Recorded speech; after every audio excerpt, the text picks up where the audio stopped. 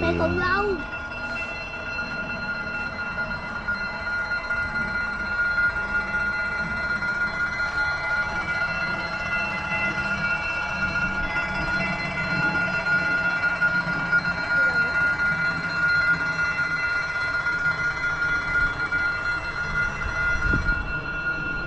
Ê, có mấy anh kia, anh thả diều kìa.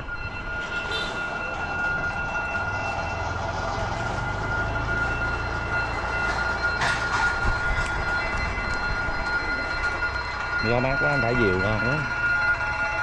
Anh thả diều sao rồi, lên cái ngọn cây đậu luôn rồi kìa. Vào đi, đi khỏi cho. Không, không được đâu. Không về đâu. Để cho tội đi về cho coi cho tội này nè. Ôi nhà em đây quá, chỉ là nhà mà không biết nè.